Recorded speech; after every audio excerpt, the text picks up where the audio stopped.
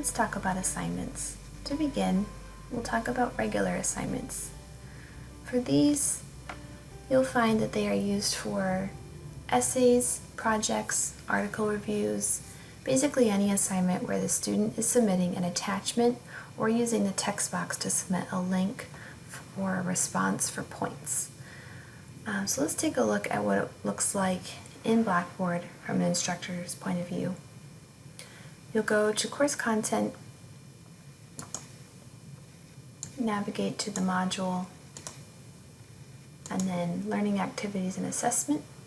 And here is what a regular assignment looks like. It has a paper icon, and then you'll see the link to the assignment here with the prompt, parameters, the purpose, and then the due date. And when you click on it as an instructor, you see what a student sees.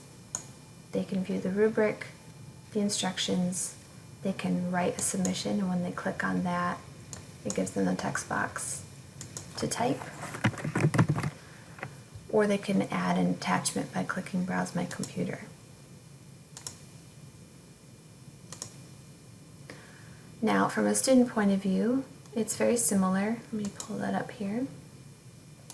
They navigate to the module, go to Learning Activities and Assessment, and then they can see their assessments or their assignments in the folder. And when they click on the assignment, they can either write a submission or add an attachment and then click Submit. They can also view the rubric from here. Click on View Rubric, and it shows them the breakdown.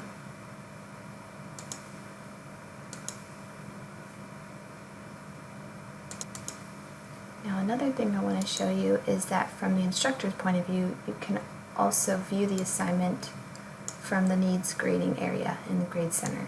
So click on Grade Center, Needs Grading. Oops, wrong class. Needs Grading. And then you have a list of the assignments that have been submitted. So when you click on the assignment, you would actually click on the user's attempt. You see the assignment there. For this one, they submitted a YouTube link for their assignment, and then you can grade right from there.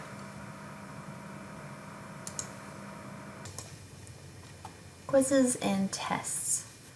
Typically, these are timed and auto-graded assignments, or mostly auto-graded, but they can also be used for ungraded surveys, hotspot type questions, essay responses, or anything that's built within the test canvas.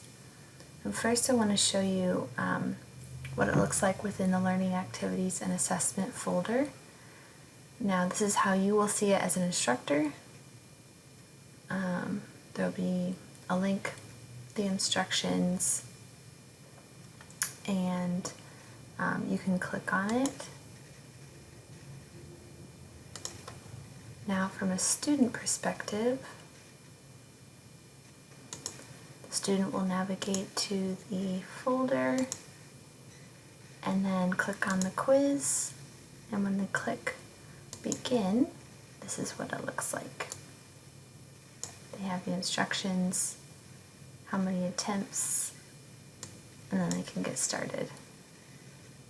Then they save and submit.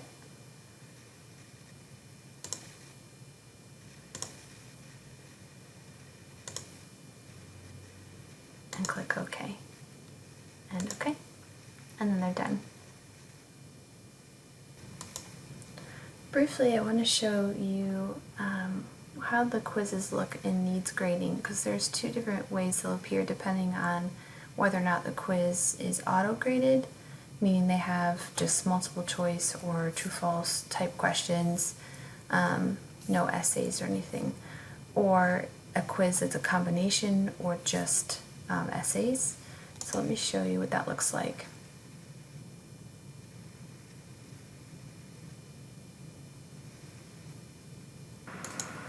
So in Grade Center, when you click on Needs Grading, you'll see various assignments, usually different students. This is my sandbox. But when you click on their name for the quiz result, you'll see that a couple of the questions were auto-graded. but there's one that's an essay question that needs to be graded. So you'll use this to give feedback, and here you'll enter their grade and then save and exit.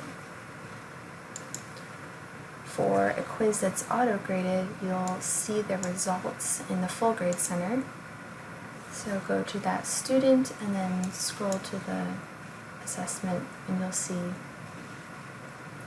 let's see, this one is the auto-graded quiz 3. And you'll see that they got 20 out of 20 points.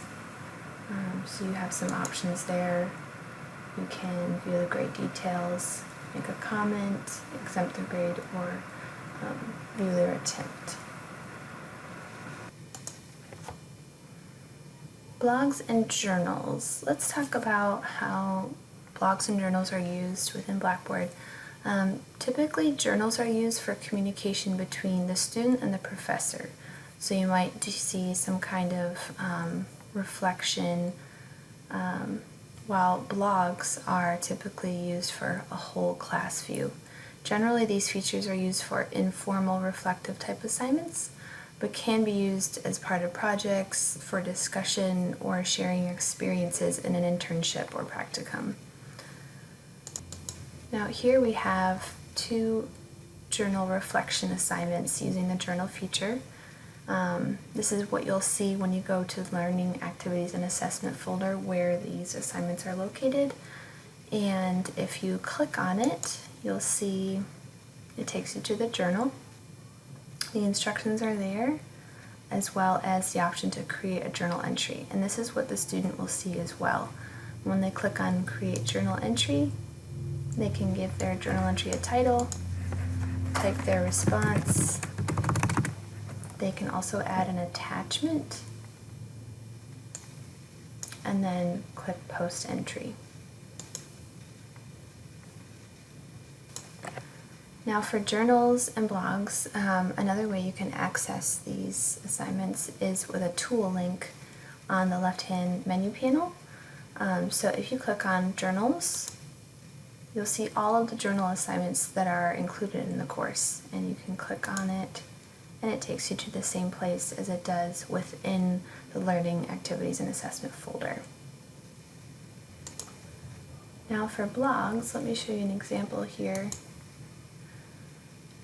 Similar idea to journals, you can access them through a menu link and create blog entries, but these are typically used for more class-wide assignments. For this example, they used the blog feature in order to post their vlogs using the Panocto tool.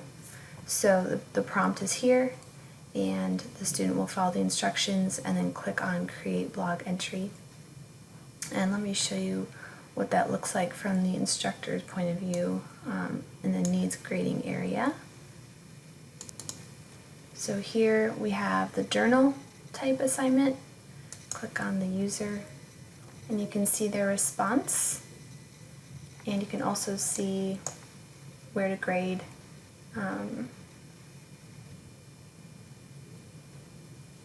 You can make a comment.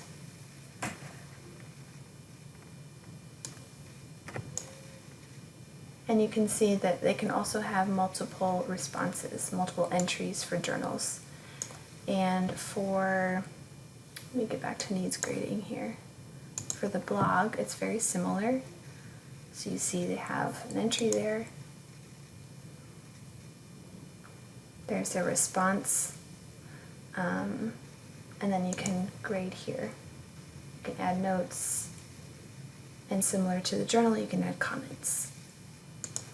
For the blog or vlog, I'll show you how to access it through the content folder.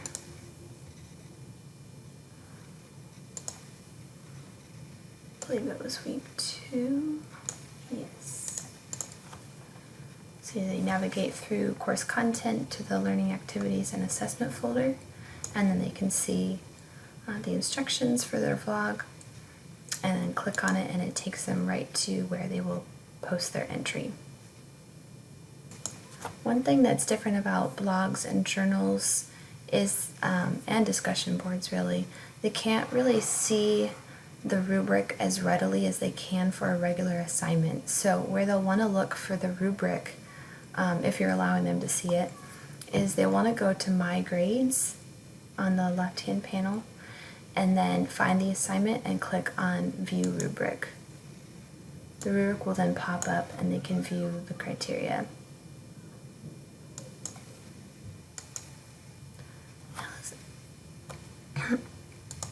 Now let's talk about discussion forums. You can access the discussion board from the left-hand menu panel. Navigate to the discussion forum that's assigned for that week, and then create a thread. I've already created one as an example, and this is what it will look like for the instructor and for the student. One thing I want to show you as well is if you want to subscribe to a specific thread, you click on the box next to it and then click subscribe. Similarly, you can do that to unsubscribe. Now to view the response, you would just click on the user's title and view the response. And as a student or as an instructor, you can reply here by clicking reply, and other options also show up. Click reply, put in your response to the student. You can add attachments and then click submit. If you want to save your draft, you can and come back to it later as well. That's one way to access the discussion board. You can also access it through the course content folder. So you would navigate to the folder and then learning activities and assessment, and then you'll see the instructions there, and click on the link and it takes you right to where you can create a thread. And again, this is the same view for students and instructors. Every now and then you may teach a course where the discussions are post first, which means that the creator of the course has decided to enable this feature where students have to submit their response before they can reply to their classmates' responses. And that is located here. Participants must create a thread in order to view other threads in this forum.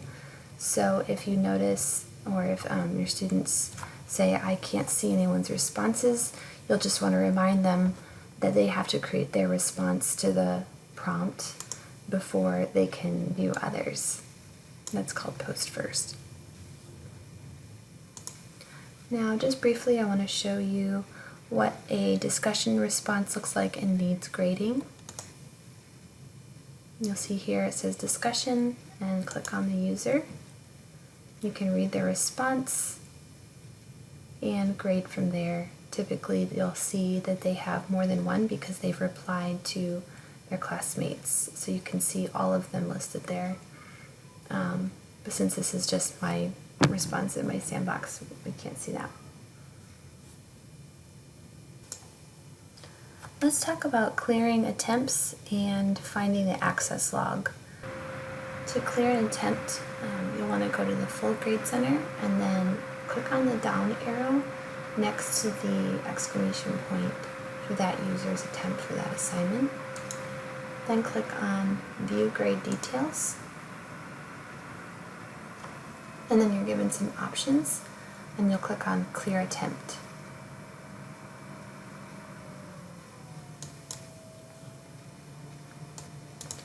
Also from the full grade center, you can access the access log for a quiz or an exam.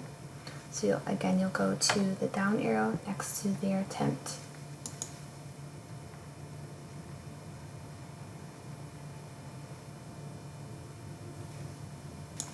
Click on attempt, test information, and then access log. And you can see exactly when they attempted each question, when it was submitted, how much time was spent, etc.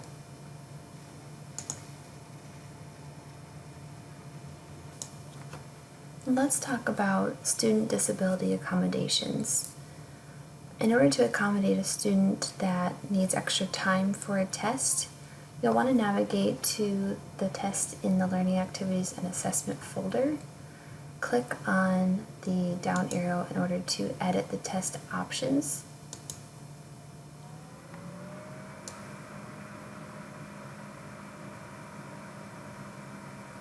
And then here where it says Test Availability Exceptions, you'll add that student to add user or group by clicking on the checkbox next to their name and then submit. Now this will only work if the due dates have been set for the course. Otherwise, there are no exceptions that can be made because there's no due date in there for the test.